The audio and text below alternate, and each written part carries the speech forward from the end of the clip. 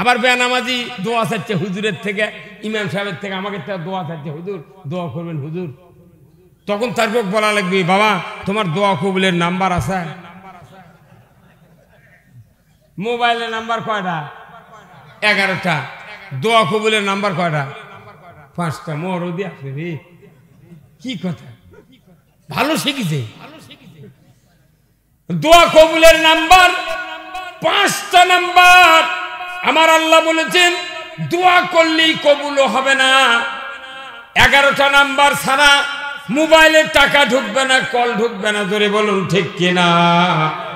ওই রকম আল্লাহর কাছে আমরা যদি দোয়া চাই একজন মানুষের জন্য, ওই মানুষের যদি দোয়া কবুলের নাম্বার ঠিক না থাকে, 5টার জায়গা যদি একটা হয়, জিন্দিগিতে দোয়া কবুল হবে না। দোয়া কবুলের 5টা নাম্বার অবশ্যই কংক্রিট থাকতে হবে। 24434 24434। বাংলাদেশের বেশিরভাগ নেতৃস্থানীয় লোকদের দোয়া কবুলের নাম্বার নাই। নেতাকে যদি দোয়া কবুলের নাম্বার না থাকে, সাধারণ মানুষের দোয়া করে লাভ কি? কতক্ষণ আছে ভাই?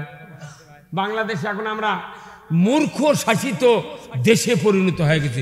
মূর্খ, যেরকম রসুলের উপর কোরআন নাযিলের আগে আবুল হেকাম নাম ছিল, আবু জেলের নাম ছিল আবুল হেকাম, জ্ঞানীর বাবা। ধরে বল ঠিক কিনা? আবু জাহেলের নাম ছিল আবুল হেকাম, মানে জ্ঞানীর পিঠে, মানে ভেড়ার মধ্যে ওই বাছুর বরাবর গেছিল। তখন নবী নাই, কোরআন নাই, চরিত্রবান লোক নাই, তখন নিয়ে মানুষ জীবিত শিশু কবর দিত। তার সুদ ঘুষ জানা ব্যবসা নর্তকী জুয়া টুয়া সেরেক বেদাত দিয়া পুরো মক্কা আইয়ামে জাহেলিয়াত অন্ধকার জগতে পরিণত হয়েছিল। ওই সময় আবু জেহেল দামকি দুমকি দিয়ে চলিচ্ছিল। এই দিন ওর নাম হয়েছিল আবুল হেকাম। সবাই ডর করতেছে, ওরে বাবু জেনে এ থাম চুপ। কিন্তু যখন রসুল আলো, রসুলের উপর কোরআন নাযিল হলো, তখন ওই যারাই আবুল হেকাম বলেছিল আবু জাহেলকে, রসুলের মুখের কোরআনের জ্ঞান শুনে, কোরআনের জ্ঞান অর্জন করে, তারাই মুখ দিয়ে বলল, হে আবুল হেকাম, তুই আবুল হেকামের কিচ্ছু না, তুই হচ্ছে আবু জাহেল, মূর্খের আব্বা। আজকে তাম পৃথিবী মূর্খের শাসিত হচ্ছে, ধরে বল ঠিক কিনা? তাছাড়া আমার দেশে এমপি নমিনি তারা বক্তব্য দিচ্ছে জনসভার, আসসালামু আলাইকুম, বিসমিল্লাহির রহিম।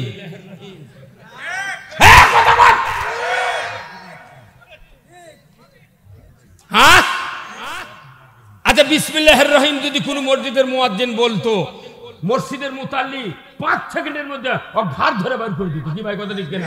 হ্যাঁ জোরে বল। এই বেটা, তুই আজ কতদিন মুয়াজ্জিনি করছু, তুই বিসমিল্লাহ শিখিসনি? বাড়া। কি ভাই কথা ঠিক কিনা? আমরা এখন আপনাদের চিন্তার খোরাক দিচ্ছি। জাতির শাসক যদি বিসমিল্লাহির রহিম কয়, তাহলে ই তো আসল বিসমিল্লাহির রহমানির রহিম জেলত তুলবি।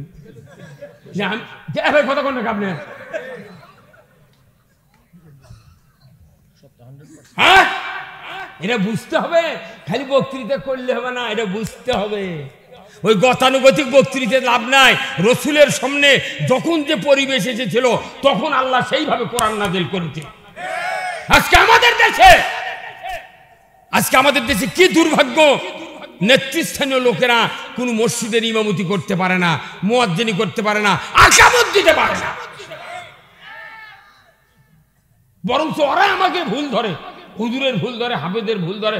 হাফেজ সাহেব, আপনি নামাজ পড়তে পাও লড়ালেন কে? আর আমার দেশে কিছু মৌলবি আছে, বিভিন্ন গ্রুপের মৌলবি আছে, ওরা খালি ফতুয়াবাজি আর প্রশ্ন করছে। এখন ফতুয়া দেওয়ার কোনো সুযোগ নেই। এখন আগে আল্লাহর আইন চালু হবে, ইসলাম বিজয় হবে, তারপরে ফতুয়াবাজি। কথা ঠিক কিনা? কে কি করবে করুক, কিন্তু ইসলাম বিজয়ের পক্ষে ইমানদারকে এক হতে হবে। কারণ কয়েকদিন পরে আমরা দুনিয়া থেকে বিদায় হয়ে যাবো। কথা ঠিক কিনা? তোর গোনা দিন ফুরাইয়া যাবে, তোর গোনা দিন ফুরাইয়া যাবে, যৌবনে লাগবে ভাতি, ওই দেখা যায় ডাকিতেছে তোমায় কবরের মাটি। সন্ধ্যার আগে ডুইবা যাইবেলা, এক পলকে ভেঙ্গে যাবে তোমার রঙ্গেরি মেলা।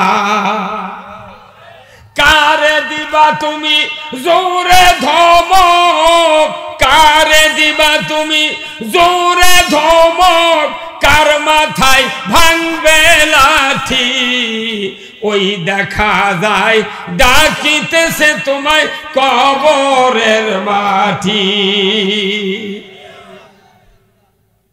কিছুক্ষণ পরে আমরা কবর যাব। এখন বাসে আছেন কি ধমক, বোক ধমক, বেটাক ধমক, গায়ের মধ্যে ধমক। আর যদি বিজয়ী দলের যদি খালি নেতা হয়, ওর গরমে গাঁৱত মানুষ থাকাই কঠিন।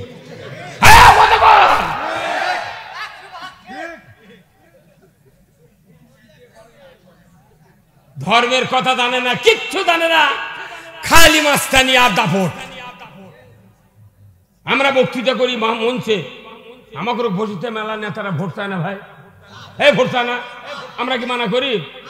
কারণ নেতা ছাড়া সমাজ চলতে পারে না। নেতা তৈরি করা ফরজ। আল্লাহ তাআলা কোরআনে সূরা মায়দার ৮ নম্বর আয়াতে বলেছেন, ইয়া আইয়ুহাল্লাযিনা আমানু কুনু কওয়ামিনা লিল্লাহি শুহাদা বিল কিসত ওয়ালা ইয়াজরিমান্নাকুম শানানু কওমিন আলা আল্লাহ তা'দিলু ইদিলু হুয়া আকরাবু লিত্তাকওয়া আত্তাকুল্লাহ ইন্নাল্লাহা খাবীরুম বিমা তা'মালুন। আল্লাহু আকবার। হে দুনিয়ার ইমানদারেরা, তোমরা ন্যায় কায়েমকারী হয়ে যাও, ন্যায়ের সহিত সাক্ষ্য প্রদানকারী হয়ে যাও। কোন বিশেষ সম্প্রদায়ের শত্রুতা যেন তোমাদেরকে ন্যায় বিচারের থেকে বেরোত না রাখে। তোমরা ন্যায় বিচার করো, হুয়া আকরাবুল লিত্তাকওয়া, এটা খোদাভীতির অধিকতর নিকটবর্তী। ধরে কোন সুবহানাল্লাহ। এই কাজটা আমরা ভুলে গিয়েছি। সবচেয়ে পৃথিবীর মধ্যে সবচেয়ে ভালো কাজ হলো দেশে সৎ নেতৃত্ব কায়েম করা। এত বড় ভালো কাজ পৃথিবীতে আর নাই। সবচেয়ে ভালো কাজ হলো সৎ নেতৃত্ব কায়েম করা। আমরা সৎ নেতৃত্ব কায়েম করে পারছি না। একটা ইউনিয়নে কমপক্ষে 1 লাখ লোক বাস করে, ভোটার অভোটার দিয়ে 1 লাখ লোক। কি কথা ঠিক কিনা? 1 লাখ লোকের মধ্যে একজন লোককে, চেয়ারম্যানকে উমারের মতো বানানোর ব্যাপার হলো। একটা ইউনিয়নে কমপক্ষে 65-70টা মসজিদ আছে, মসজিদের ইমাম আছে 70 জন, মুয়াজ্জিন আছে 70 জন, তবলিগের লোক আছে 2000, জামাতের লোক আছে 4000, তারপরে হাজি আছে কমপক্ষে 3000। এতগুলা লোক মিলে একটা উমরক বানার পারিচ্ছে না। ওই দেখ করলে আলা মূল এলাক দাঁড়া দেখো সবাই জমাচ্ছ।